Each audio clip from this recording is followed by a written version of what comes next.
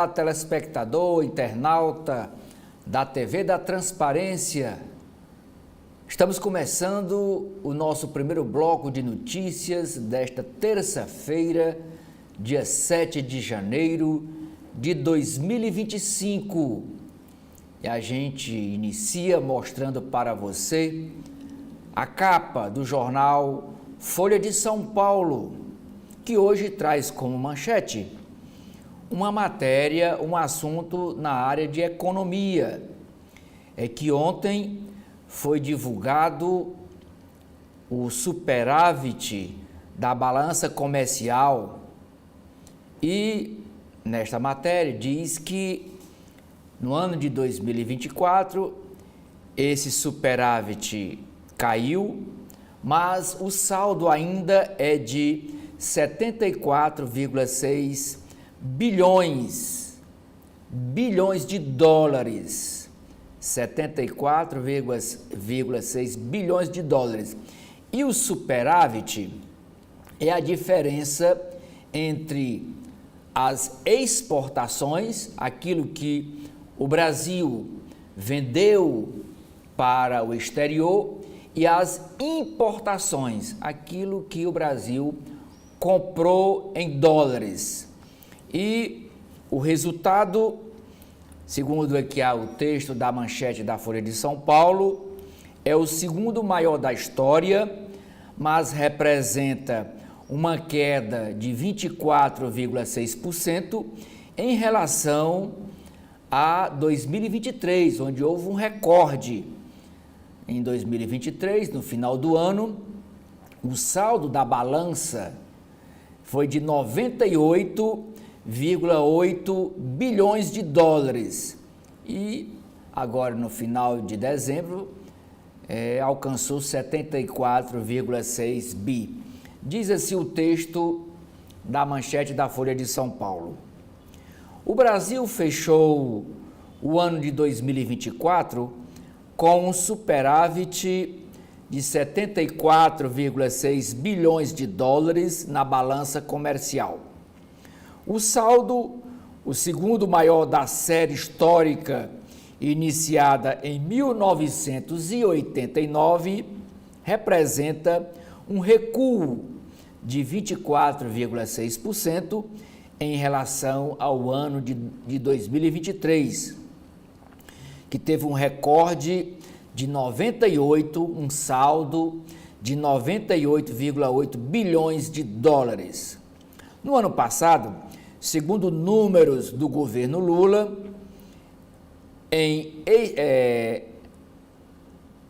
o país anotou 337 bilhões de dólares em exportações, uma redução de 0,8% em relação a 2023 e 262,5 bilhões de dólares em importações. É uma alta de 9% na comparação com 2023. As exportações, um recuo de 0,8% e a importação, quer dizer, o Brasil comprou mais, 9% na comparação com 2023. A gestão petista atribui a queda no valor exportado à redução dos preços internacionais de produtos como soja e minério de ferro. Quanto às importações, ressalta o desempenho das compras de bens de capital, com o aumento de 20,6%. No geral, o superávit ficou em 4,2 bilhões de dólares acima do previsto pelo governo. Ontem, o dólar fechou cotado a R$ 6,11, uma queda de 1,11% após repercussão de reportagem sobre a possibilidade de Donald Trump, o presidente eleito dos Estados Unidos, que toma posse no próximo dia 20, a possibilidade dele adotar tarifas de importação moderadas em seu segundo mandato como presidente dos Estados Unidos. E com isso, a Bolsa fechou ontem com a subida de 1,25%. Por falar nos Estados Unidos, a foto de destaque de hoje da capa da Folha de São Paulo é para que a bandeira dos Estados Unidos e na foto um rosto conhecido, porque ela é a Kamala Harris, ela é senadora da República e lá a senadora pode também ser a vice-presidente do país. Ela é hoje a vice-presidente, ela foi candidata a presidente, foi derrotada pelo Donald Trump, ela que é do Partido Democrata, Donald Trump é do Partido Republicano, e diz assim a legenda desta foto destaque da Folha de São Paulo. Com Kamala Harris, Congresso dos Estados Unidos confirma a eleição de Donald Trump. Em cerimônia sem incidentes em Washington, a candidata derrotada Kamala Harris conduz ao lado do presidente da Câmara, o Mike Johnson, ela conduz a cerimônia de certificação da vitória de Donald Trump pelo pleito para a Casa Branca. Por ser vice do atual presidente Joe Biden, ela acumula o cargo de presidente do Senado.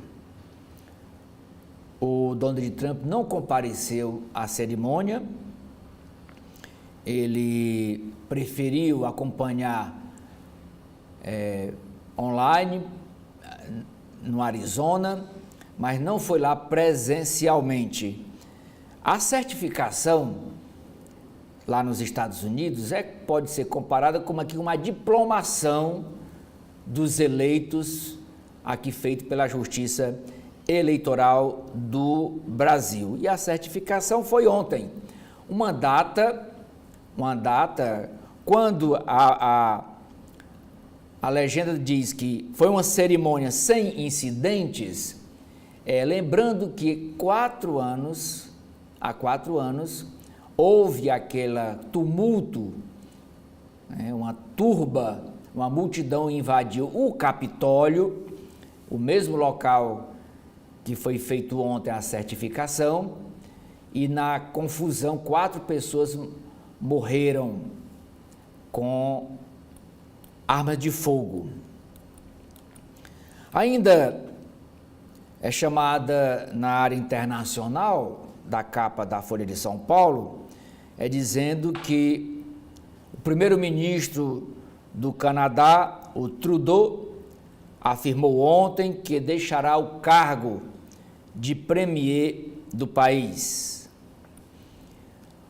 Agora, com relação a São Paulo, chamada de capa da Folha,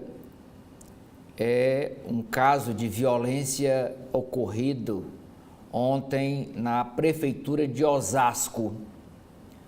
O secretário adjunto da Segurança Pública da prefeitura do município de Osasco foi morto por um guarda civil numa discussão lá sobre troca de turno, quem queria participar da escolta do prefeito. Houve um desentendimento, o guarda civil puxou a arma e matou o secretário adjunto do município. Na área cultural, a matéria principal do Caderno Ilustrada, de novo, foi ontem e hoje de novo, a matéria principal é dedicada a Fernanda Torres. O título é O Caminho de Fernanda Torres até o Oscar. O Globo de Ouro amplia chances, mas trajeto é longo. com eventos e mais premiações. E a foto para ilustrar essa matéria é da brasileira, atriz brasileira consagrada mundialmente como a melhor atriz desta temporada de filmes. Ela concorreu com o filme Ainda Estou Aqui. Ela é a protagonista, que vive o personagem de Eunice Paiva, e ela aqui abraçada à consagrada atriz internacional Demi Moore, né, que é famosa, ficou muito famosa no mundo inteiro com aquele filme Ghost. Também Demi Moore é cotada para receber uma premiação no Oscar. Sobre o assunto, o Marcos Augusto Gonçalves, que é crítico de cinema, escreve: premiação faz da atriz Fernanda Torres uma gigante do Brasil que tanto ama. Qualidade das praias paulistas piora e 38 delas estão inadequadas para banho. Ainda tem uma matéria dizendo que o STF, o Supremo Tribunal Federal, brinca com o casuísmo e deveria escolher suas brigas. A corte não precisa atravessar a rua para escorregar em cascas de banana jogadas do outro lado, pois é isso que o STF fará se mudar a regra sobre a validade em julgamentos virtuais de votos de ministros que se aposentam. Agora vamos para a capa do jornal O Estado de São Paulo, o Estadão. E o Estadão resolveu, na edição desta terça-feira, dar como foto de destaque a prisão do guarda civil da Prefeitura de Osasco, daquele de preto, depois que ele se entregou, ele não queria se entregar, depois que ele matou o superior dele, o secretário adjunto de segurança. Diz assim a legenda desta foto: guarda mata secretário adjunto de segurança na Prefeitura de Osasco. Um guarda civil matou a tiros dentro da Prefeitura de Osasco o secretário adjunto da segurança, o Adilson Custódio Moreira. Detido no início da noite de ontem, daqui a foto, o atirador estaria descontente com uma troca de função em novo governo municipal. Também é destaque no alto da capa do Estadão, é a principal matéria do caderno de cultura, chamado de C2. Ainda estou aqui, um grande e novo fôlego na campanha para o Oscar. E a foto é da atriz Fernanda Torres, ela no papel de Eunice Paiva no filme Ainda Estou Aqui. Mas a manchete do jornal é sobre as finanças, é a questão política, a relação do governo com o Congresso Nacional. E diz o seguinte: Câmara dos Deputados, o Palácio do Planalto depende de votos da oposição, dos parlamentares de oposição, para aprovar pautas cruciais.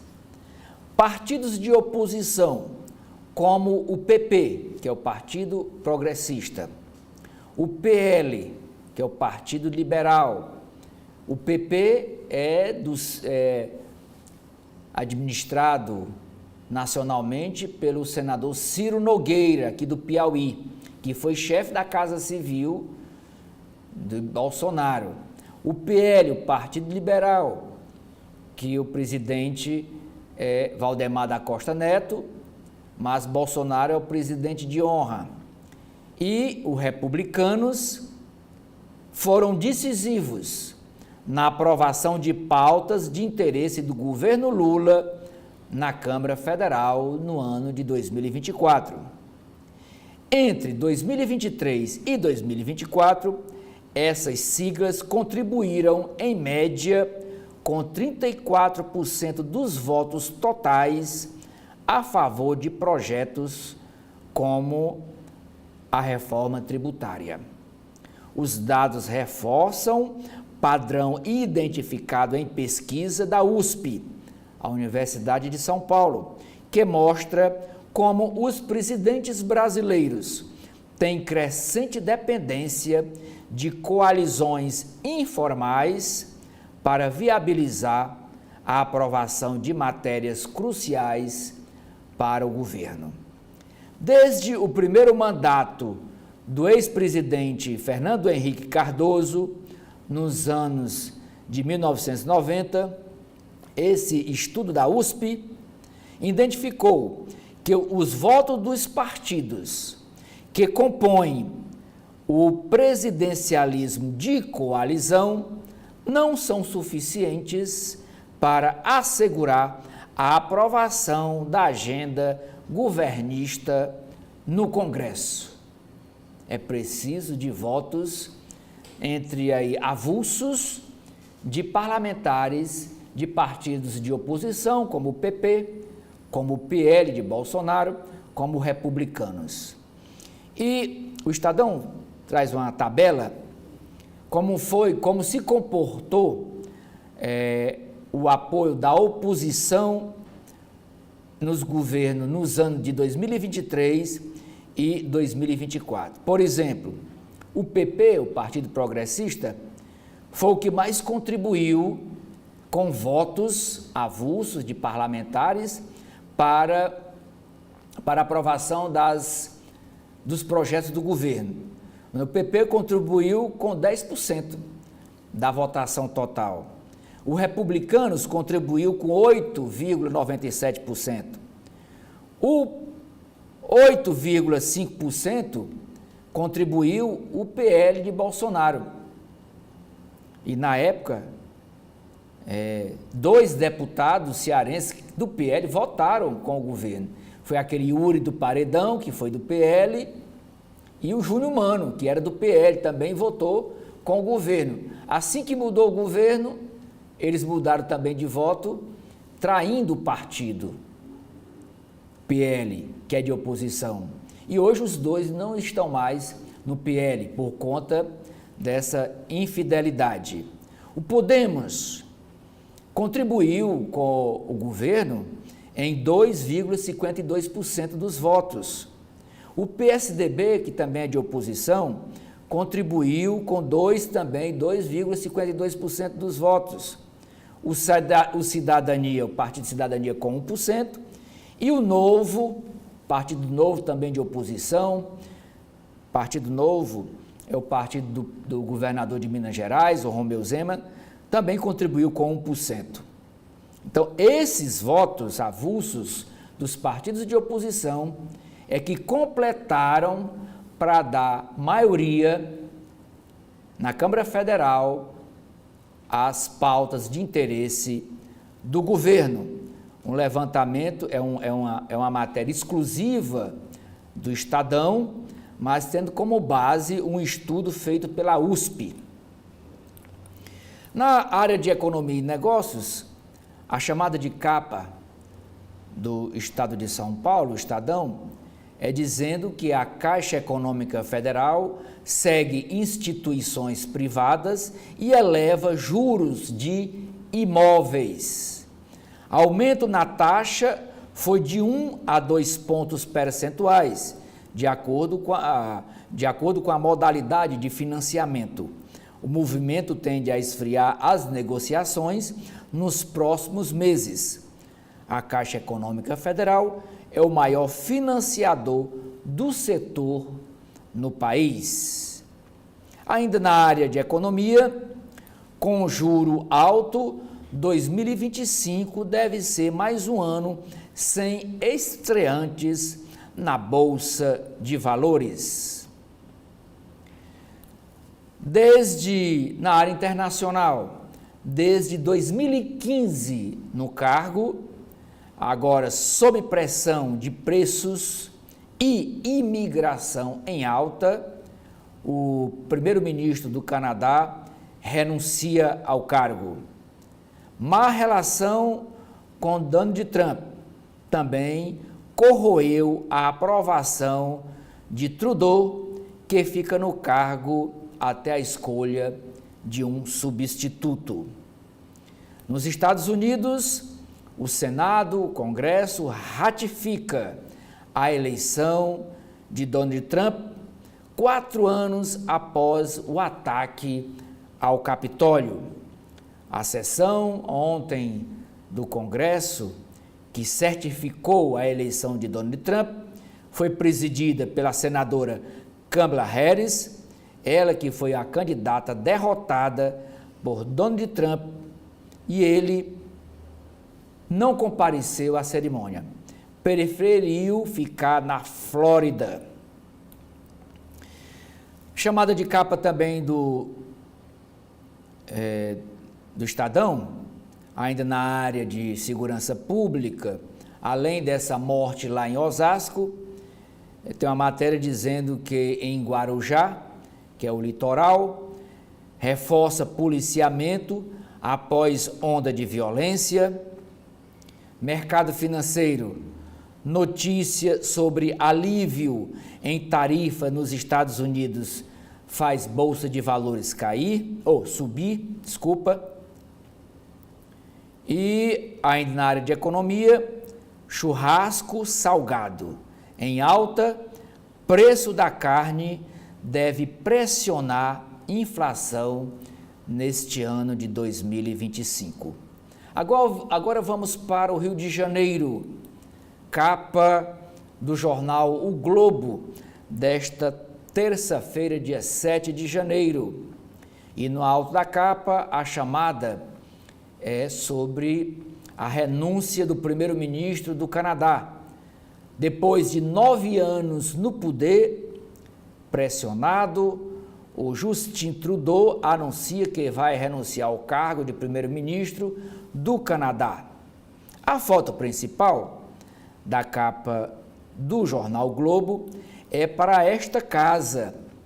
E esta casa é onde foi o cenário do filme Ainda Estou Aqui.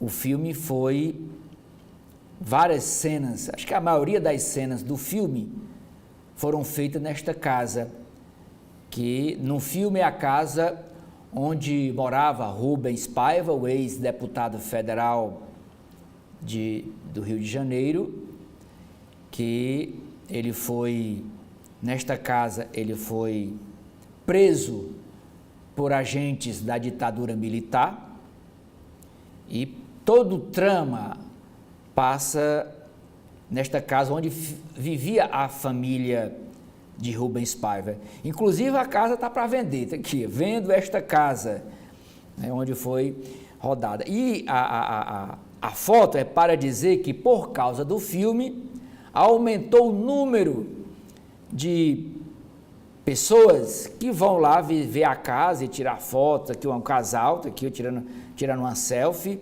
em frente à casa. Diz assim a legenda: no embalo da premiação, a premiação é a estatueta de melhor atriz para Fernanda Torres. No embalo da premiação, cidade do Rio de Janeiro, ganha um novo e concorrido cartão postal. Casa na Urca, onde foi filmado o filme Ainda Estou Aqui, viveu uma peregrinação de turistas ontem, animados pelo Globo de Ouro de Fernanda Torres. O Rio de Janeiro tem outros 12 bairros que serviram de cenário do filme. O segundo caderno, que é o caderno de cultura do Globo, novamente a capa, como também é da Folha de São Paulo, é repercutindo a premiação do Globo de Ouro. E diz assim, a chamada: entre o Globo de Ouro e o Oscar, com festa no Brasil e repercussão no exterior, vitória da atriz Fernanda Torres turbina disputa por prêmio na Academia de Hollywood. O André Miranda escreve sobre o mesmo assunto, dizendo: ela, Fernanda Torres, conseguiu que só o futebol fazia, unir o país. O Léo Aversa também escreve: as Fernandas e o Brasil que pudemos reviver. E as Fernandas é a Fernanda Montenegro, também chamada de Fernandona, que é a mãe da atriz Fernanda Torres.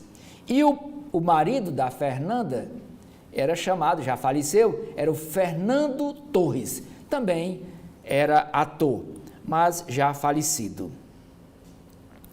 A manchete do Globo também é a mesma manchete da Folha de São Paulo. É sobre esse anúncio do resultado da balança comercial de 2024. E o título diz: petróleo, soja e minério de ferro puxam saldo de exportações do Brasil. Apesar de queda em relação a 2023, o país teve o segundo maior resultado histórico. Protecionismo de Donald Trump nos Estados Unidos e incerteza fiscal são alertas para este ano de 2025. O Brasil obteve um saldo positivo na balança comercial, que é a diferença entre as exportações e as importações.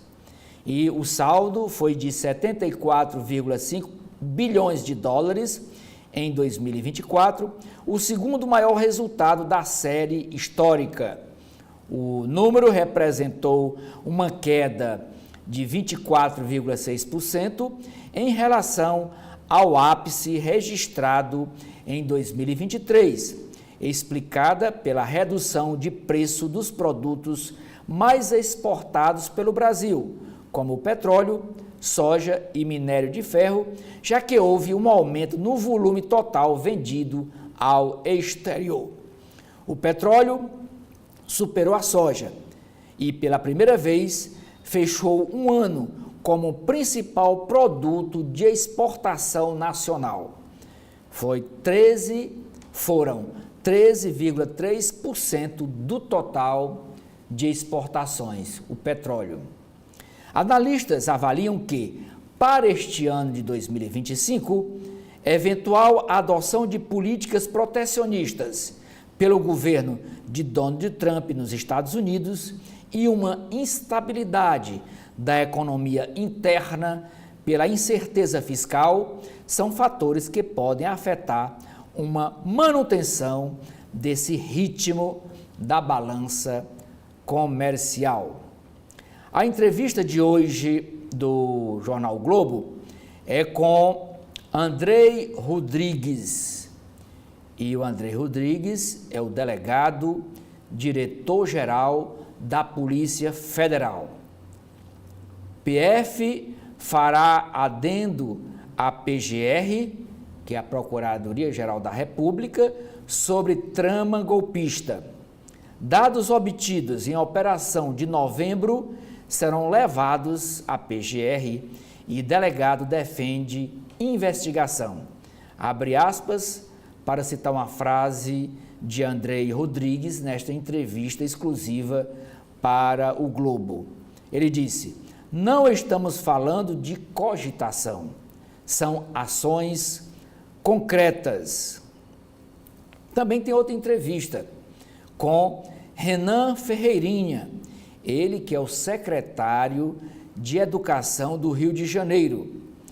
Ele diz: é um raro consenso nacional na educação. Secretário detalha veto ao celular nas escolas do Rio. Diz ele: sem celular, sobra tempo para estudar e conviver, aspectos fundamentais para as crianças. Outra foto de destaque na capa do Globo é essa nevasca. Olha a quantidade de neve aqui nas escadarias do Capitólio. E a foto é para dizer: oficializado, Trump é visto como risco. Sob nevasca e forte esquema de segurança, o Congresso dos Estados Unidos certificou a vitória de Trump, 4 anos após seus apoiadores invadirem o Capitólio para impedir a validação do então presidente eleito Joe Biden. Relatório anual do Eurasia Group aponta que volta do republicano Donald Trump à Casa Branca é fator de risco para 2025, que tem cenário geopolítico imprevisível, como não se vê há quase 100 anos. Chamada de capa também do Globo: partidos renegociam fusões e federações de olho nas eleições de 2026. Junção de PP, Partido Progressista, Republicanos e União Brasil pode formar maior bancada da Câmara Federal. O PSDB pode ser incorporado pelo PSD. Esse assunto também é destaque nas páginas internas do Estadão. A coluna do Estadão trata sobre essa possível fusão entre PSDB e PSD e mais um adendo. E também conversas já bem adiantadas com o MDB, entre PSDB e MDB, do presidente nacional Baleia Rossi. Brasileiros mantêm alta rejeição aos atos golpistas. Pesquisa mostra repúdio de 86% às invasões que ocorreram no dia 8 de janeiro de 2023, portanto, amanhã, 8 de janeiro, completando 2 anos daquela balbúrdia.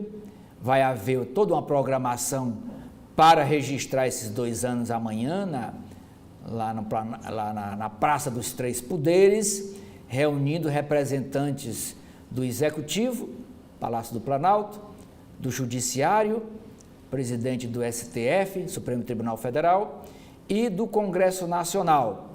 Só que, até ontem, Rodrigo Pacheco, presidente do Senado, e nem Arthur Lira, presidente da Câmara, tinham confirmado se compareceriam ou não às manifestações de amanhã.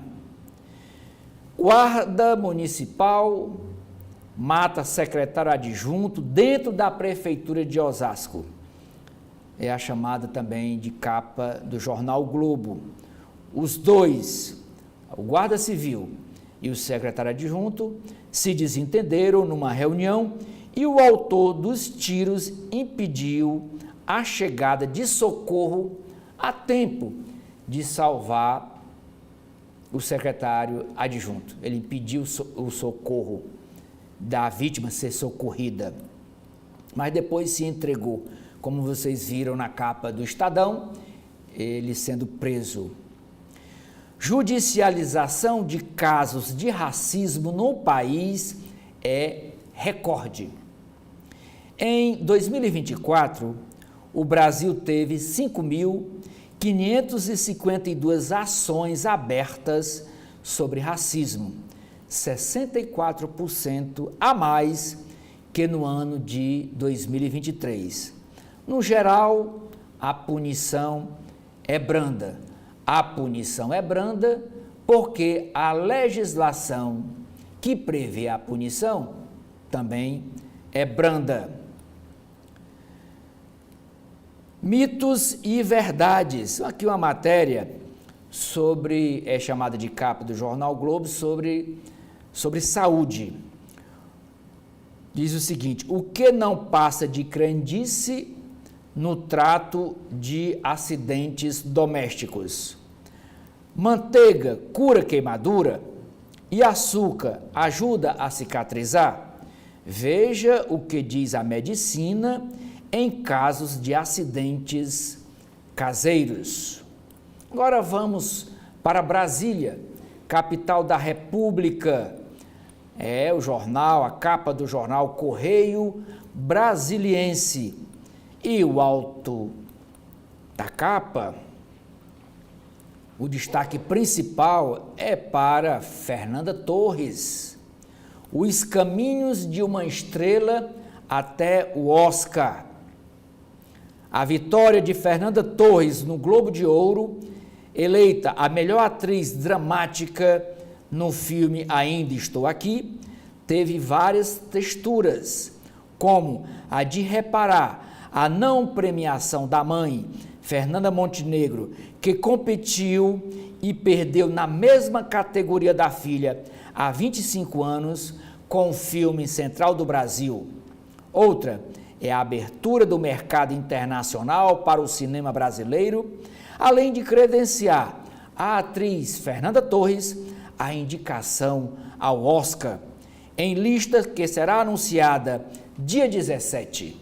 Fernanda superou estrelas como Nicole Kidman, como Angelina Jolie e Tilda Swinton.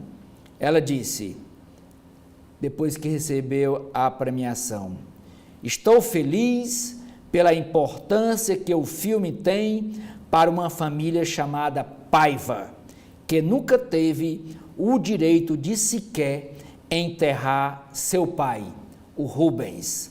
Fecha aspas, disse a estrela à imprensa estrangeira em Los Angeles. E a família de Rubens Paiva não teve o direito sequer de enterrar o corpo do pai, porque o corpo de Rubens Paiva nunca apareceu, nunca foi entregue à família. A manchete de hoje do Correio Brasiliense chamando para uma entrevista com o vice-presidente do Tribunal de Justiça do Distrito Federal, o desembargador Roberval Bellinati, falando sobre os atos terroristas do dia 8 de janeiro de 2023. O desembargador diz nessa entrevista ao Correio Brasiliense: o Estado como ente, o ente federativo, o Estado está dando a resposta ao 8 de janeiro.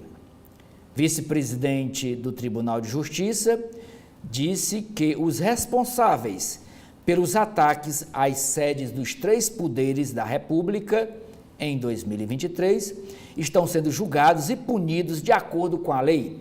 O magistrado reconheceu que houve falhas de segurança no dia do atentado em Brasília, que amanhã completa 2 anos. Sobre o assunto, aqui nós temos uma foto de um painel que foi destruído pelos vândalos naquele fatídico 8 de janeiro. De volta para casa é a legenda desta foto.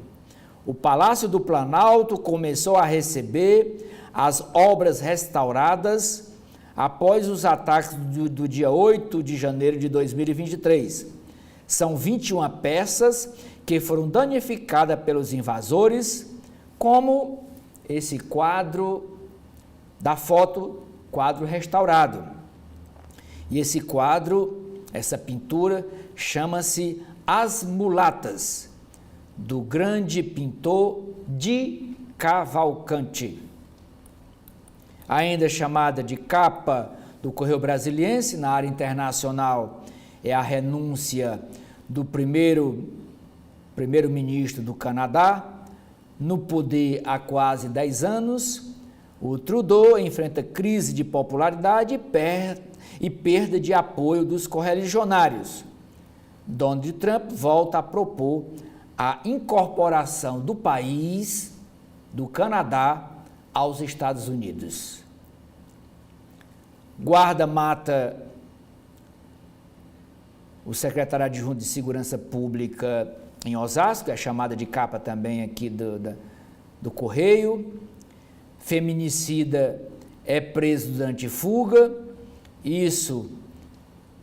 Essa matéria chamada é porque ontem esse assunto também foi chamada de capa do Correio. Esse Jadson Soares da Silva, de 47 anos, ele é acusado de matar a companheira Ana Moura Virtuoso, de 27 anos, lá na chácara Santa Luzia, na localidade Estrutural, lá mais um feminicídio lá em Brasília. E o Correio destaca essa violência contra as mulheres na capital federal. Implante inédito no Hospital Universitário de Brasília. E o procedimento pioneiro foi em um coração de idoso de 84 anos. No caderno especial, é uma matéria sobre Brasília ao ar livre, como curtir as férias em Brasília. Hora de curtir ao ar livre. Período de férias é o momento certo para conhecer diversos parques da cidade, como o Olhos d'Água e a Orla do Lago. O lago é o Lago Paranoá, é o lago artificial de Brasília. Agora vamos para a capa do jornal cearense O Povo.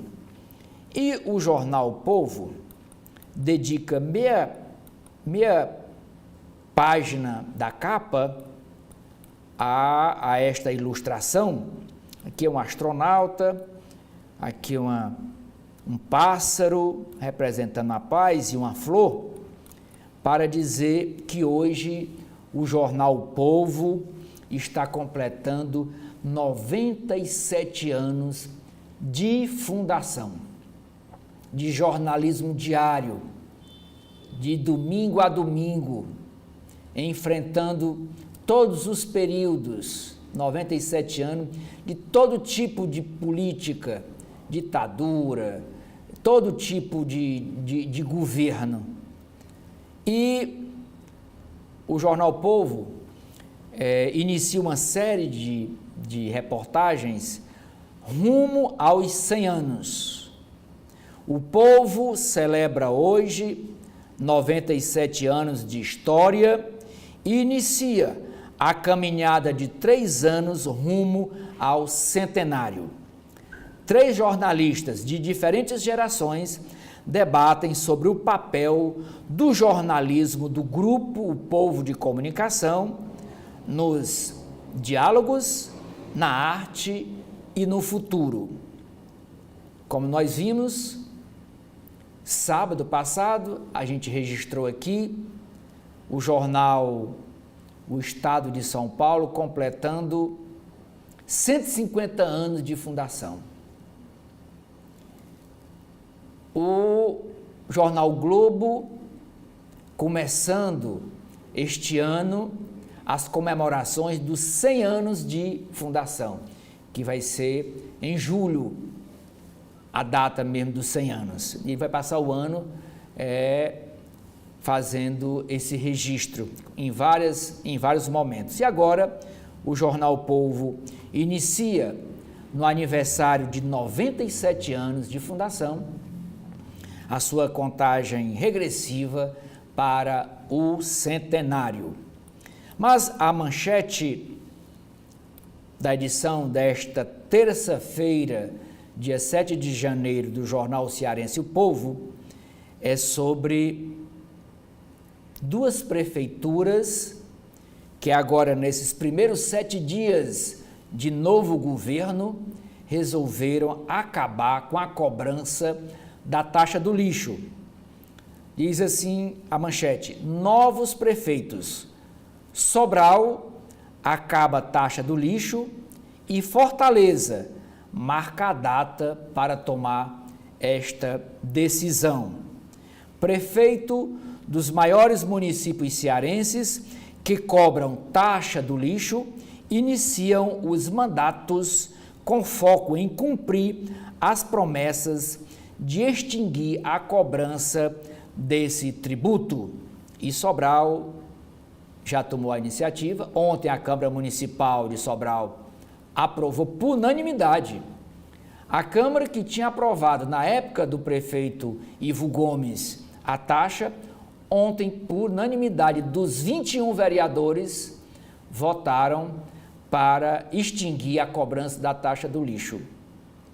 E ontem a Câmara Municipal de Fortaleza marcou para quinta-feira, depois de amanhã, o início da apreciação da mensagem do prefeito Evandro Leitão para também acabar com a cobrança da taxa do lixo aqui em Fortaleza. É também chamada de capa do jornal O Povo na área de economia. Governo do Ceará quer assumir as obras nas rodovias federais, as BRs, inclusive concluir as obras do anel viário que se arrastam mais de 15 anos, que passa governo, tira governo, sai governo e nunca termina. O Caderno Vida e Arte dedica mais uma vez a sua matéria principal para a vitória de Fernanda Torres no Globo de Ouro, premiação que fez o país viver um clima de Copa do Mundo de futebol. Na área de cidades, a matéria dizendo que a Prefeitura de Fortaleza dá início a ações de prevenção a alagamentos em período chuvoso. Agora vamos para a capa do jornal Valor Econômico. O Valor Econômico é um jornal, é um produto mais voltado para a questão econômica, o nome já está dizendo, e ele é um produto do grupo O Globo. Joalheria. O design brasileiro de joias Fernando Jorge inclui Fernanda Torres, a atriz, em sua galeria de estrelas. Portanto, Fernanda Torres usa as joias desenhadas por Fernando Jorge. Gestão de riqueza. O banco BPG Pactual assina acordo de exclusividade para negociar a compra da operação do Julius Baer no Brasil. Especulação financeira. Vinci Compass conclui captação de seu quarto e maior fundo no valor de 3,2 bilhões de reais, diz Gabriel. A manchete do Valor Econômico não poderia ser outra, é o anúncio do superávit comercial brasileiro, publicado ontem, que recuou 24,6%, com o aumento das importações, das compras. Saldo positivo, mesmo assim teve um saldo positivo de 74,6 bilhões de dólares no ano passado, com exportações 0,8% menor que em 2023 e embarques 9% maiores.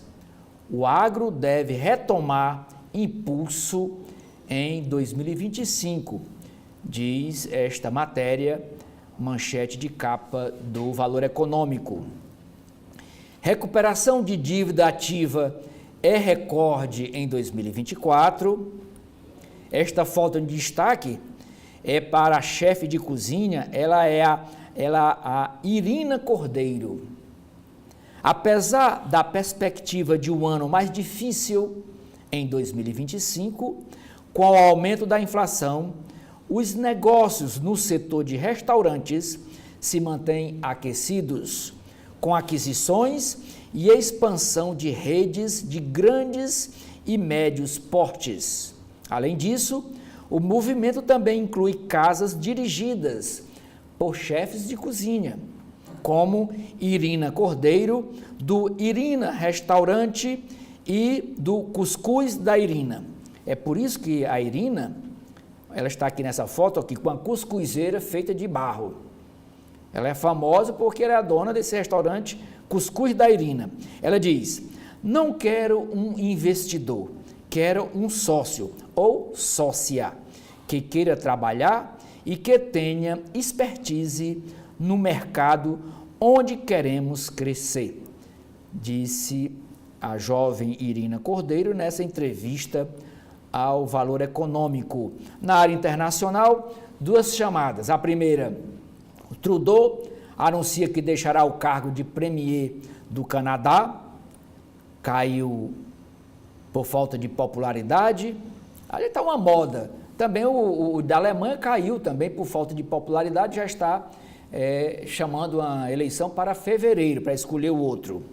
E a outra chamada internacional é dizendo que o Congresso dos Estados Unidos certifica a vitória de Donald Trump. A cerimônia foi ontem, no Capitólio. Reforma da renda, projeto do governo que está em tramitação no Congresso, ficará para depois da eleição no Legislativo. E a eleição das novas mesas do Senado e da Câmara está marcada logo para o início de fevereiro, quando da retomada dos trabalhos legislativos.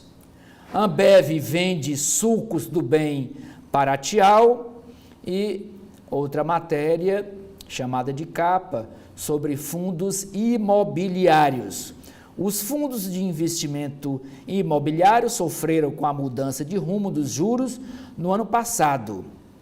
E traz uma entrevista com Fernanda Rosalém e Helena Galves, gestores da empresa da Paladin. Com estas notícias das capas dos principais jornais brasileiros, eu encerro aqui essa primeira apresentação. O jornal Folha de São Paulo opina sobre dois assuntos nos seus editoriais de hoje. O primeiro é sobre a área cultural. Feliz Ano Novo, Fernanda Torres. Prêmio de melhor atriz no Globo de Ouro mostra ao mundo que houve uma ditadura no Brasil, existiu uma mulher capaz de enfrentá-la e há brasileiras a competir em pé de igualdade com a nata de Hollywood. Segundo assunto, sem reforma, reajuste para servidor vem em má hora. Aumentos salariais para todas as carreiras do executivo custarão 16,8 bilhões de reais neste ano em que o país corre risco de crise fiscal. Afinidades corporativistas do governo Lula impedem mudança administrativa mais ampla. Assim se pronuncia o jornal Folha de São Paulo no seu editorial. Nas páginas de política, a primeira matéria é dizendo que o governo de Tarcísio de Freitas, em São Paulo, tem recorde de vetos na Assembleia Legislativa em metade do mandato. Líder do governo paulista diz que propostas eram inconstitucionais. Legislativo estadual aprova todos os projetos enviados pelo governo.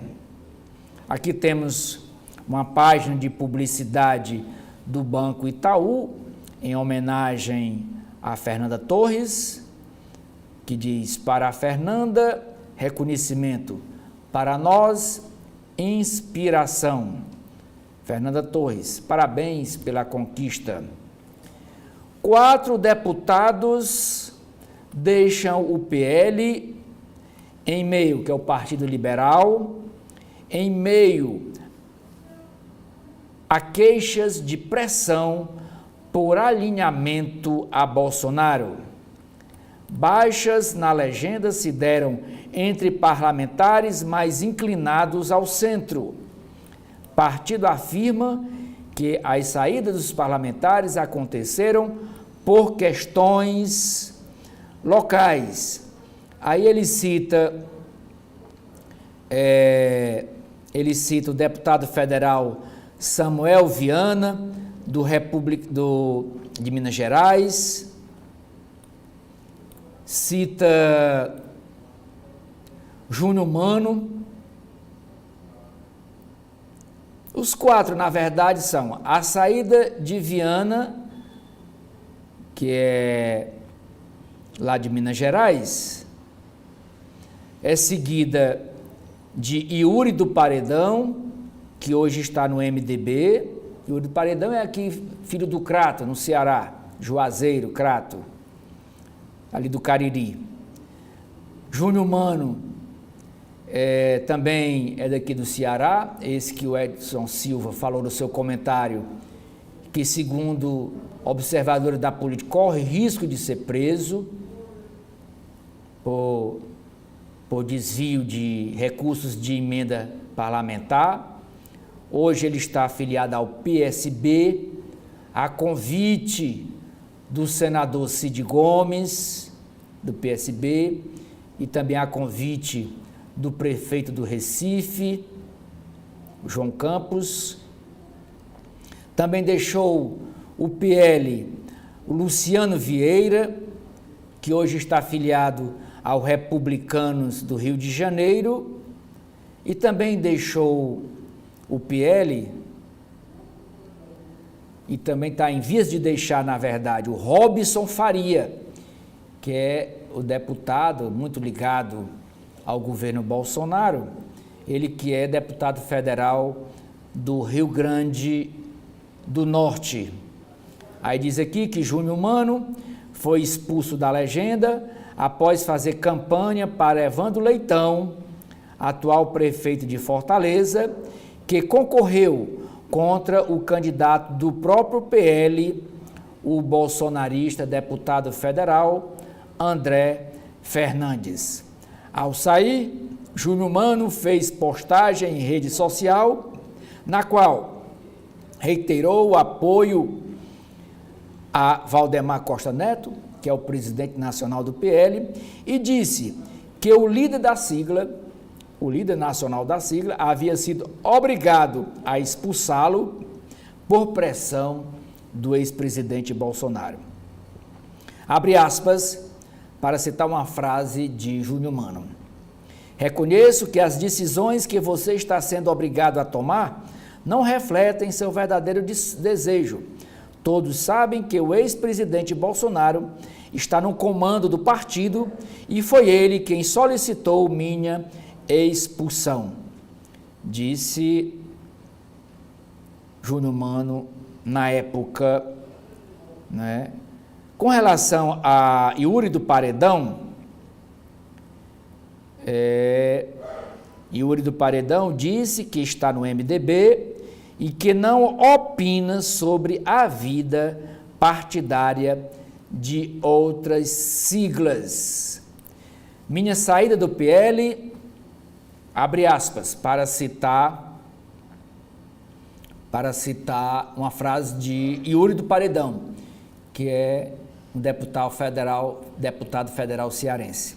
Minha saída do PL aconteceu por defender o diálogo, o respeito às instituições e acreditar no governo Lula. Por fim, saliento que tenho profundo respeito ao presidente Valdemar Costa Neto, disse o Yuri do Paredão a essa reportagem da Folha de São Paulo, que registra que 4 deputados do PL deixam o partido em meio a queixas de pressão para obedecer às orientações de Bolsonaro. Ainda nas páginas de política da Folha, brasileiro tende à democracia, mas relativiza regime em alguns cenários. Pesquisas de opinião indicam desconfiança com instituições como o Congresso e o Judiciário e insatisfação com a capacidade de resolver problemas da atualidade.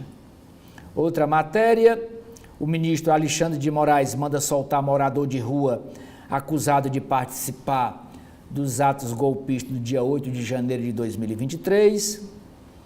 Sobre os atos golpistas, aqui essa foto de uma obra, uma pintura aqui subindo a rampa do Planalto para ser apresentada amanhã, nessa cerimônia que registra os 2 anos da invasão às sedes dos 3 poderes, e diz assim: obras danificadas no dia 8 de janeiro voltam ao Planalto após restauro.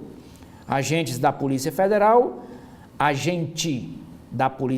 acompanha transporte da pintura As Mulatas, do pintor Di Cavalcante, uma das 3 obras danificadas no ataque golpista do dia 8 de janeiro de 2023, que retornaram ontem, ao Palácio do Planalto após restauração. E essa obra, para quem lembra dos vídeos, ela foi perfurada a faca. Um manifestante rasgou a tela a faca na época, no dia 8 de janeiro. E essas obras restauradas chegaram ontem, estão chegando hoje ao Palácio do Planalto para serem apresentadas amanhã na cerimônia em defesa da democracia contra atos terroristas. Polarização entre Raquel Lira e o prefeito João Campos, em Recife, tem cobiça por PT e bolsonarismo isolado. Governadora de Pernambuco, Raquel Lira, e o prefeito do Recife, João Campos, tentam fortalecer palanques para 2026, em meio a incertezas para a eleição estadual. É bom que se diga que a Raquel Lira ainda continua afiliada ao PSDB. Ela que estava negociando sua saída do PSDB para o PSD de Gilberto Kassab. E o João Campos é filiado ao PSB, Partido Socialista Brasileiro, e com a projeção de ele assumir a presidência nacional do partido. Na editoria de mercado, que é as páginas da Folha sobre economia, a primeira matéria é sobre o anúncio do superávit da balança comercial do país, que tem queda de 24% no ano passado, com alta nas importações, nas compras de produtos estrangeiros. Mas o saldo entre o que vendeu e o que comprou é um saldo positivo de 74,6 bilhões de dólares, é o segundo maior da história, atrás do recorde que aconteceu no final de 2023, e entrada de bens de capital tem forte alta. O recuo no valor exportado, que foi de 0,8%, reflete preços internacionais, afirma a Secretaria do Tesouro Nacional. Dólar cai e fecha a R$ 6,11, com notícia de que Donald Trump pode moderar tarifas. E a Bolsa de Valores dispara, sobe. Interrupção de férias do ministro da Fazenda, Fernando Haddad, também teve efeito no câmbio ontem, segunda-feira, segundo analistas. E Fernando Haddad voltou de férias para ter uma conversa com o presidente Lula. Tem uma matéria aqui na Folha de São Paulo que diz respeito ao Ceará, mais especificamente ao município de Santa Quitéria. Diz assim a matéria: governo quer abrir nova província do urânio no Ceará. Empresa planeja extrair 2.300 toneladas ao ano de concentrado de urânio, por 20 anos. Estudos foram entregues ao IBAMA em outubro do ano passado. A matéria foi escrita pelo jornalista André Borges.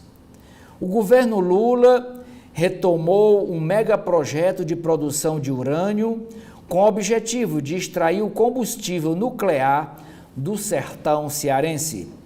O chamado Projeto Santa Quitéria, previsto para ser instalado em Santa Quitéria, cidade de 40 mil habitantes no meio da Caatinga, a 200 quilômetros de Fortaleza, pretende arrecadar do solo 2.300 toneladas por ano de concentrado de urânio para abastecer as usinas nucleares de Angra, no Rio de Janeiro. Conforme informações obtidas pela Folha, versão atualizada desse projeto foi entregue em outubro passado ao IBAMA, ao Instituto Brasileiro do Meio Ambiente e dos Recursos Naturais Renováveis, com o objetivo de obter a licença prévia ambiental do empreendimento. O plano de explorar urânio na região tem mais de uma década, mas nunca avançou. Desta vez, o governo dá sinais de que pretende levar a extração adiante. Os donos do projeto são a estatal INB, que é a Indústrias Nucleares do Brasil, e a Fosnofosfatados do Norte e Nordeste, é uma empresa de marca de fertilizantes Galvani. Juntas formaram o consórcio Santa Quitéria. No alvo da companhia está a Fazenda Itataia, de 5.825 hectares, adquirida pela INB, que é Indústrias Nucleares do Brasil, em 2005, mas nunca explorada. A ideia é abrir uma mina a céu aberto no local. O investimento total previsto é de 2,3 bilhões de reais para explorar a mina por 20 anos. De acordo com o plano obtido pela Folha de São Paulo, está prevista a produção de 2.300 toneladas por ano de concentrado de urânio, quantidade de que seria mais do que o triplo necessário para alimentar as usinas nucleares de Angra 1 e Angra 2 e da futura Angra 3.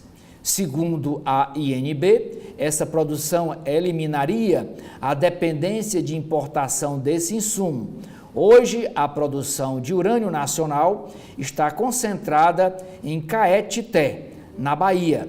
Todo o produto é enviado ao exterior, onde é beneficiado para retornar ao Brasil em formato de pastilhas de combustível.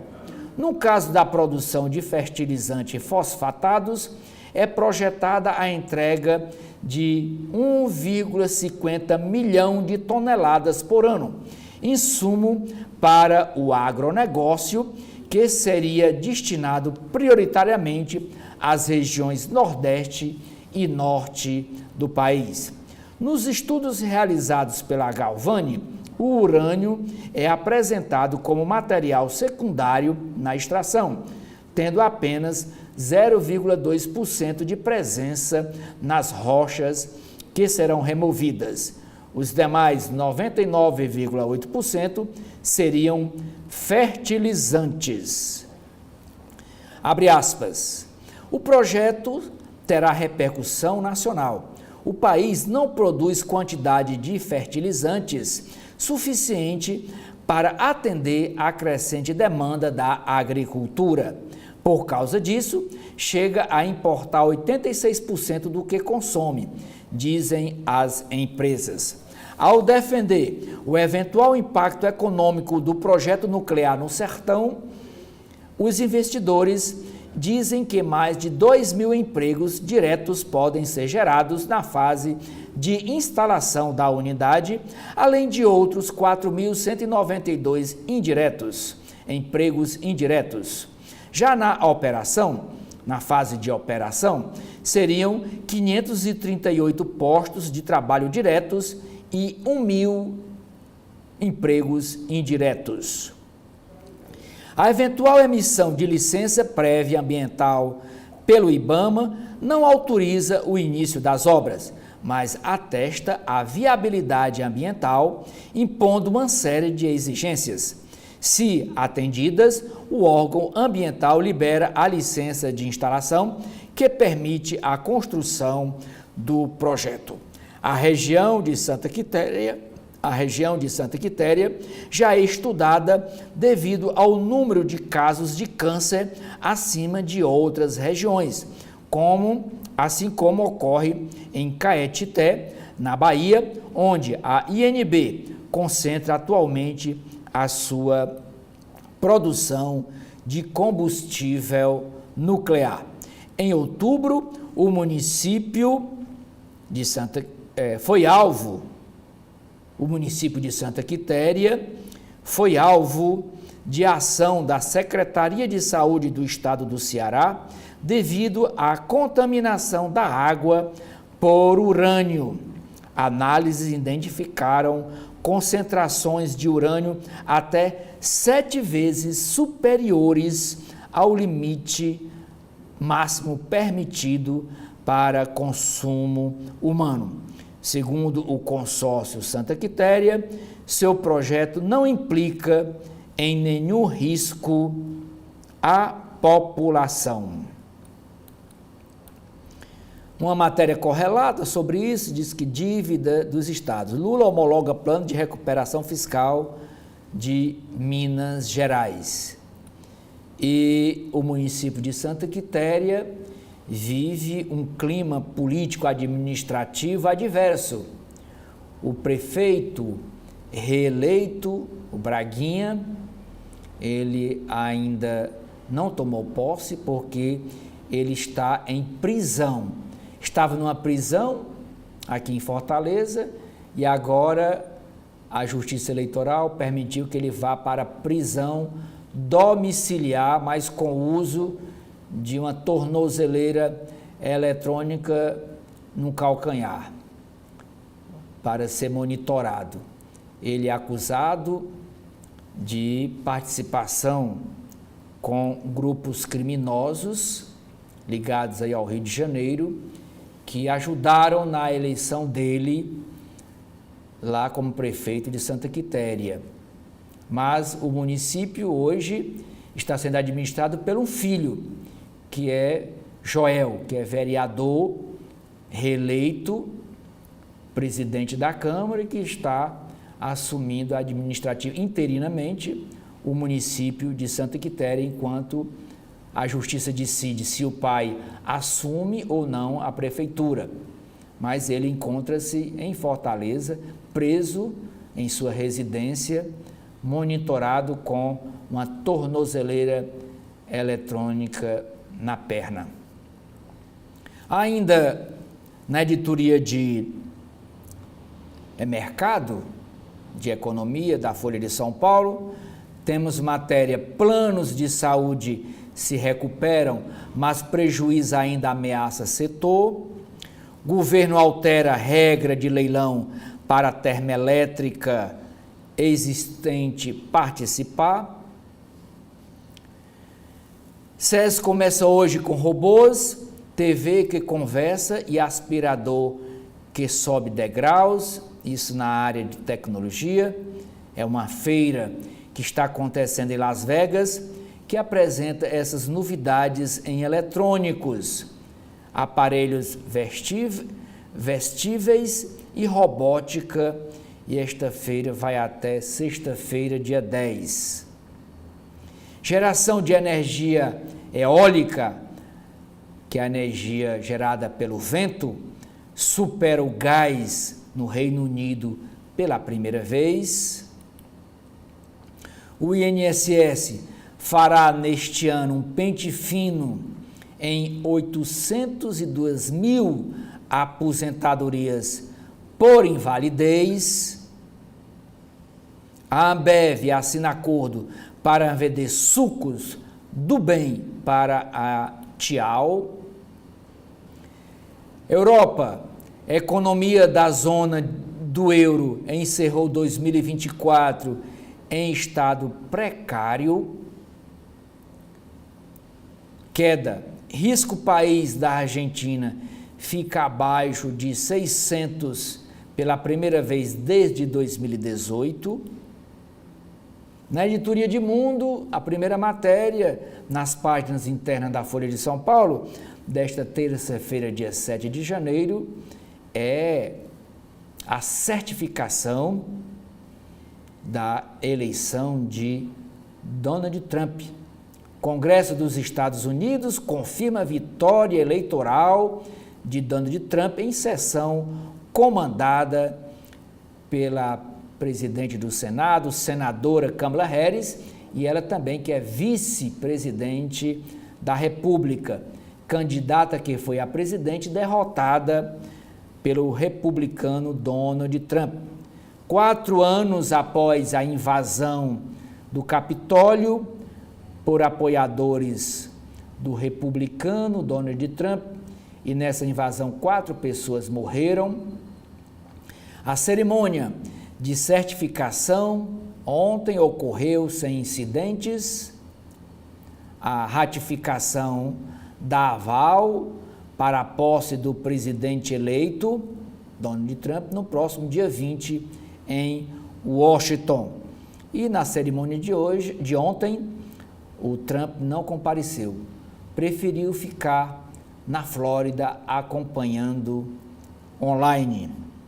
Primeiro-ministro do Canadá, Trudeau, anuncia que deixará o cargo. Opositor na Venezuela de Nicolás Maduro visita o ainda presidente dos Estados Unidos, Joe Biden, e busca revolta militar na Venezuela. Segundo ele que ganhou as eleições lá na Venezuela, não foi o Nicolás Maduro. Está aqui a foto do González, aqui na Casa Branca, visitando o Joe Biden. Líderes europeus se unem e sobem o tom contra interferências políticas do empresário Elon Musk. 10 anos após o atentado, o jornal francês Charlie Hebdo luta para sobreviver na França. É um jornal de sátira, de críticas, e há 10 anos atrás ele mostrou uma charge, daqui a charge, uma charge criticando a religião dos islâmicos, e houve um atentado lá ao jornal. O evento com o presidente da França, Emmanuel Macron, homenageia hoje vítimas de radicais islâmicos. A tiragem da publicação, que lança edição especial, atualmente está menor. Nas páginas de cotidiano, a primeira matéria é sobre o surto de virose no litoral paulista. Praias de São Paulo pioram e 38 estão impróprias para banho. Secretário adjunto de Segurança Pública de Osasco, da Prefeitura de Osasco, é morto a tiros por um guarda civil municipal.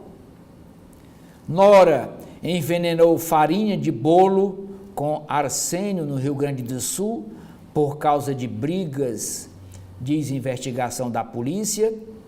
Investigação do caso que deixou 3 mortos por envenenamento trata a ocorrência como homicídio motivado por desavença familiar e uma desavença ocorrida há 20 anos. E de lá para cá, o ódio vem alimentando a mente dessas pessoas, mente e corações, e ainda hoje provoca mortes. E as últimas 3 mortes por envenenamento. Na página de ambiente, a matéria dizendo que o governo federal reduz verba contra desastres ambientais. O orçamento de 2025, que ainda não foi aprovado pelo Congresso, prevê repasse de 1,7 bilhão de reais para a gestão de riscos ambientais. Valor 200 milhões de reais inferior ao orçamento de 2024, quando houve aqueles desastres ambientais, tanto por conta das chuvas do Rio Grande do Sul, como pelas queimadas às florestas do Brasil, principalmente em Goiás, também lá no Pantanal. Ainda na área ambiental, Joe Biden, presidente dos Estados Unidos, proíbe exploração de petróleo e gás em imensa área marítima dos EUA. Primeira matéria para a editoria de esportes é dizendo que Copa pressiona sauditas por garantia de infraestrutura. Capa novamente do Caderno Ilustrado, o caderno de cultura da Folha de São Paulo, é com a atriz orgulho dos brasileiros, Fernanda Torres, e diz: aqui e em todo lugar, Fernanda Torres vinga a mãe ao vencer o Globo de Ouro e chega mais perto do Oscar com o filme Ainda Estou Aqui. Outras matérias, nas páginas internas do Caderno Ilustrado, aí duas páginas em homenagem a Fernanda Torres, que fica mais perto do Oscar. E Ainda Estou Aqui ganha combustível, ganha uma pressão para ganhar alguma estatueta do Oscar com essa premiação de melhor atriz no Globo de Ouro. Prêmio transforma a atriz em gigante da cultura de um país de que ela se orgulha, diz matéria da Folha de São Paulo. Cerimônia do Globo de Ouro teve câmara invasiva, bom humor e a definição de rivais. No caderno de veículos, a primeira matéria é dizendo que montadoras lançam carros mais coloridos, mas o branco, as cores branca, preto e cinza ainda dominam o mercado de veículos no país. Deve ser porque essas cores básicas, branco, preto e cinza, diminui no preço do automóvel quando se adquire ele 0 km. Chevrolet Onix atual completa 5 anos de vendas e volta à pista de testes. Agora vamos para as páginas internas do jornal O Estado de São Paulo. E a nota principal da coluna do Estadão, que é a coluna de política do jornal, diz o seguinte: a coluna do Estadão é escrita pela jornalista Rosiane Kennedy. Ela diz: a CGU, que é a Controladoria Geral da União, vai fiscalizar o orçamento secreto permanentemente em 2025, neste ano, e põe Congresso na lupa de vigilância, e põe o Congresso em vigilância. Diz o seguinte o texto da nota: deputados federais e senadores terão em 2025 2025 bem mais tenso em relação ao uso do orçamento secreto. Agora, a Controladoria Geral da União, a CGU, passará a fazer uma fiscalização permanente desses repasses bilionários de dinheiro público com baixa transparência.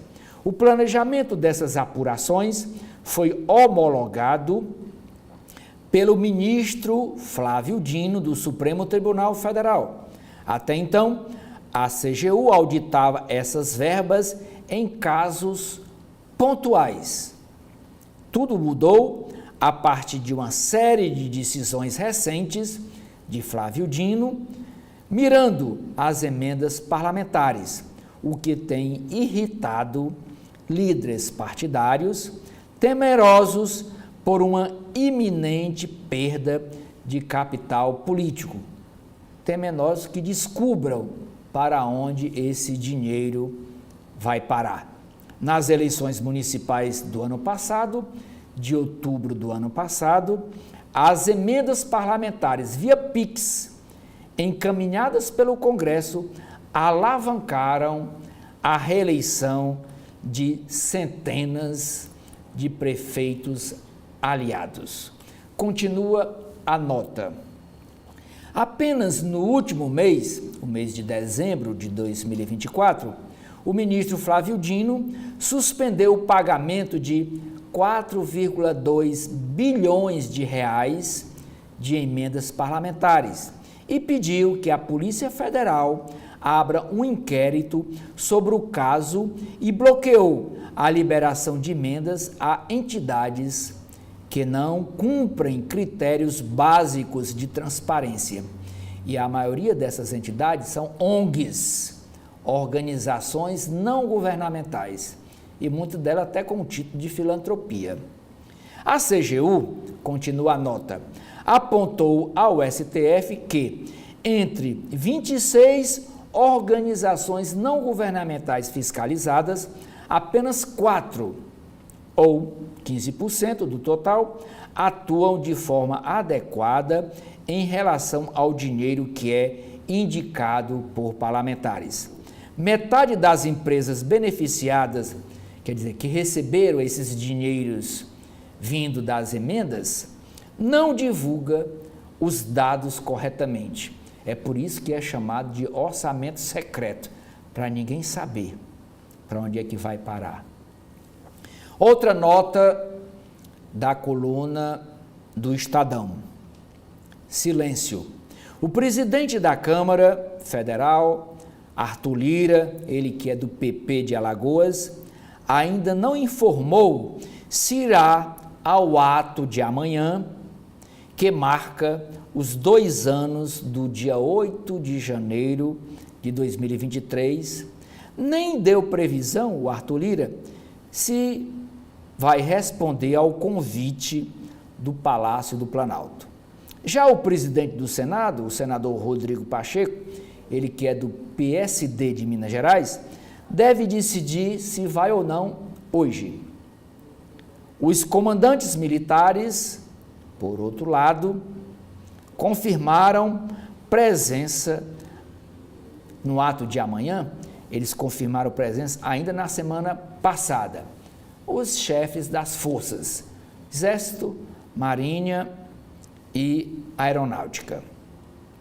Outra nota da coluna do Estadão sobre essas negociações, essas conversas de fusões de partidos. mais conversas. O destino e o espólio político do PSDB tem despertado o interesse de várias siglas. Além de negociar fusão com o PSD, que a coluna tratou dessa conversa ontem, na edição de ontem. Então, além de negociar fusão com o PSD, de Gilberto Kassab, como revelou ontem a coluna, os tucanos também tiveram conversas no fim do ano passado com o presidente nacional do MDB, o deputado Baleia Rossi. O que disse o Baleia Rossi para a coluna sobre essas conversas? Disse: estou conversando com líderes importantes do PSDB sobre uma possível união, pois temos uma história juntos. Faz todo sentido programático a reunificação das siglas, pois temos a mesma origem democrática, disse Baleia Rossi. O ex-presidente da República e do MDB, Michel Temer, também entrou nessa articulação de fazer uma fusão PSDB, que está aos frangalhos, e o MDB. Dirigentes do PSDB, contudo, veem impasses para retomar o casamento e voltar às origens com o MDB. O temor é de que, por causa do tamanho do MDB e por sua capilaridade nacional, o MDB acabe engolindo os tucanos. O prefeito de São Paulo, que é do MDB, Ricardo Nunes, também pode ser um obstáculo para essa união. Aqui no Ceará, os tucanos nasceram do MDB, eram do MDB e depois partiram para o recém-PSDB, criado na época a figura, o Mário Covas, que era a figura do MDB, do PSDB, recém-criado, e toda a turma ligada ao governador recém-eleito, Tasso Gereissati, toda a turma foi para o PSDB, mas eles eram ligados ao MDB. Nas páginas de editoriais do Estadão de hoje, primeira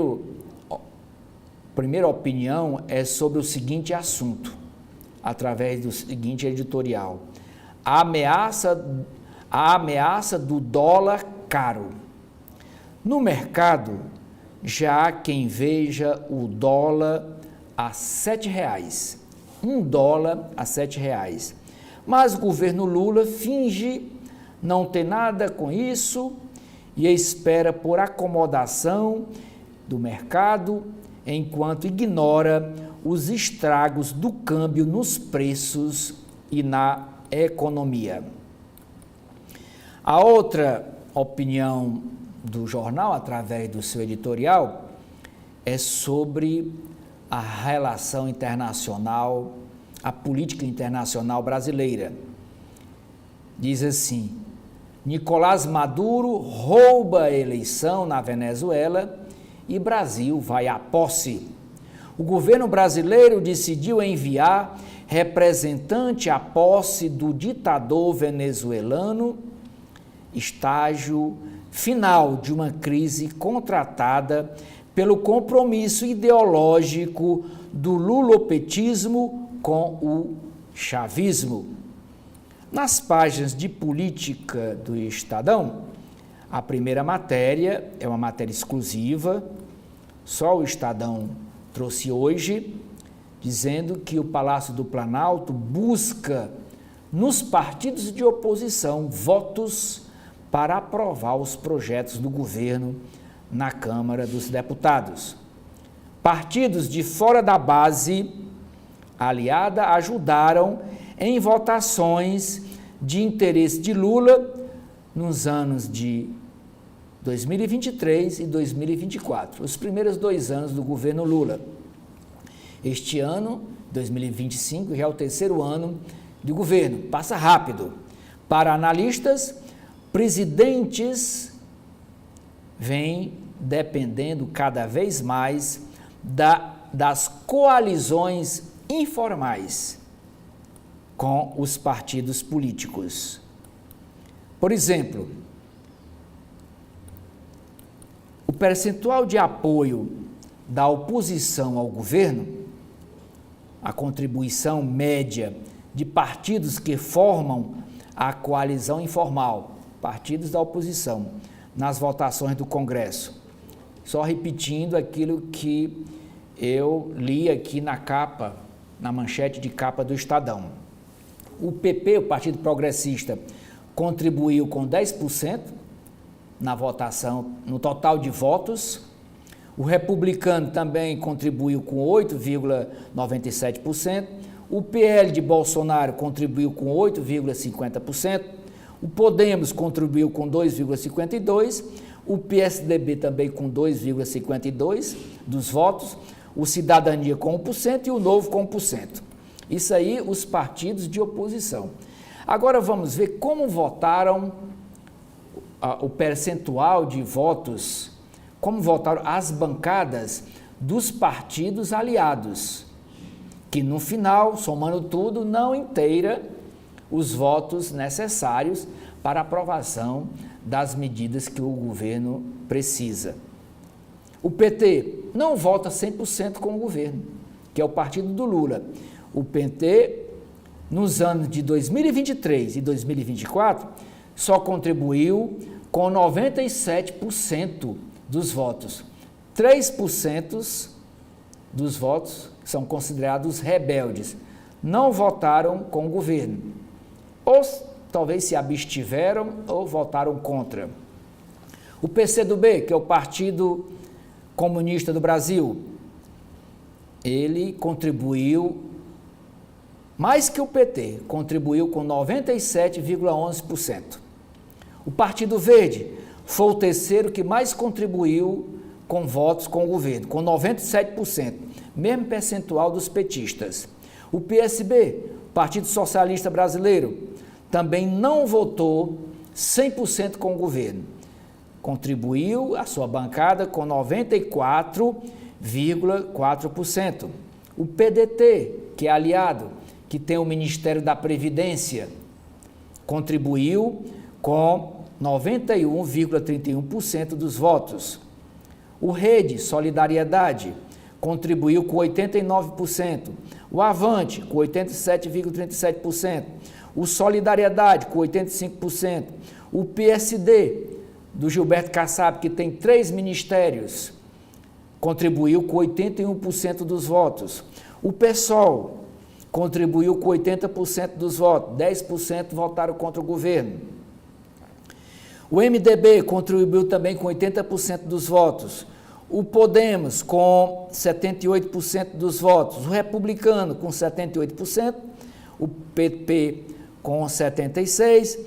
O PSDB com 73%. União Brasil com 67%. Cidadania com 67%. O PRD com 61%. O PL com 30% e o Novo com 20%.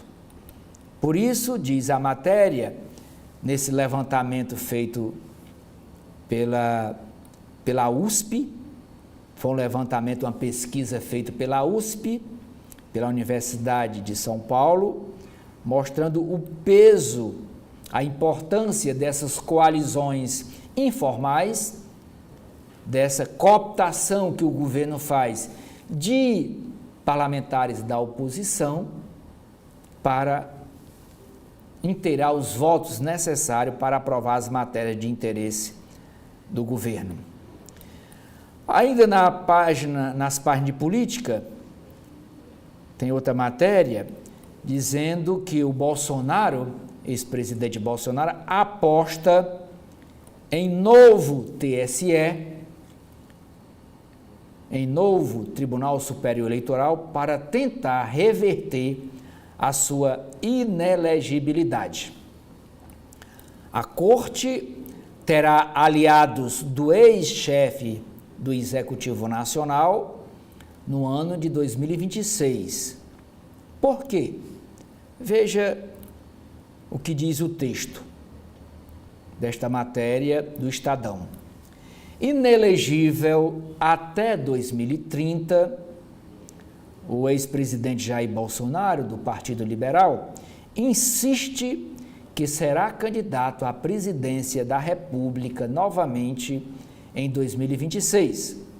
Aliados do ex-chefe do Executivo Nacional dizem que ele aposta na mudança da composição do Tribunal Superior Eleitoral no próximo ano.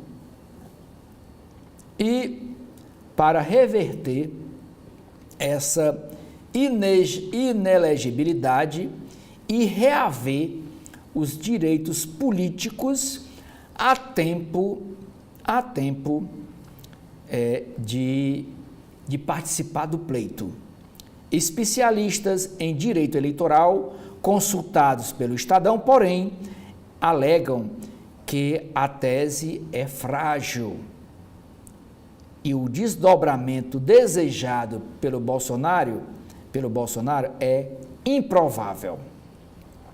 Em 2026, no próximo ano, o TSE será presidido pelo ministro Cássio Nunes Marques, do Supremo Tribunal Federal, e com André Mendonça na vice-presidência.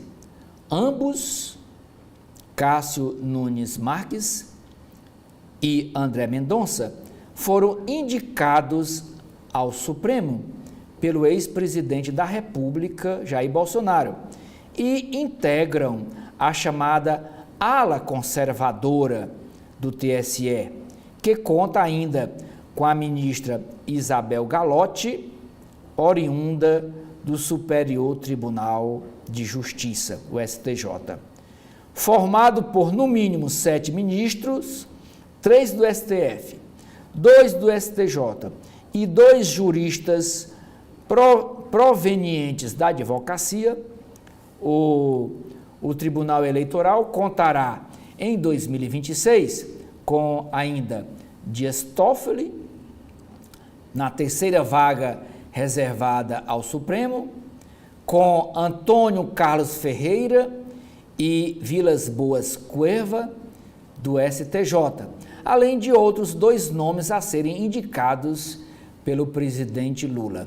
As mudanças na direção do TSE vêm sendo mencionadas por Bolsonaro desde o ano passado. Em julho, durante a Conferência da Ação Política Conservadora, ele declarou esperar que a nova composição da cúpula do tribunal o beneficie e, mesmo ainda inelegível, sinalizou não desistir de disputar um novo mandato de presidente da República em 2026. Essas declarações de Bolsonaro certamente devem constranger o Cássio Nunes Marques e o André Mendonça, constranger na sua independência, né, de hoje ministro do STF.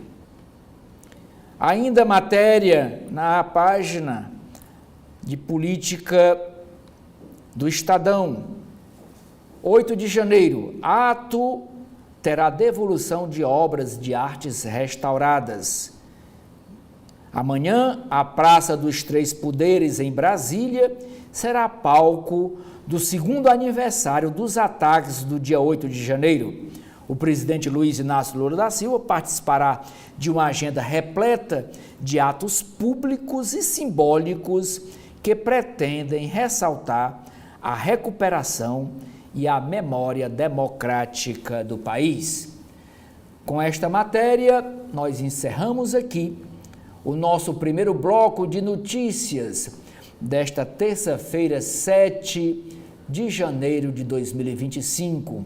Agradecendo a sua audiência e convidando você a continuar com a programação da TV da Transparência.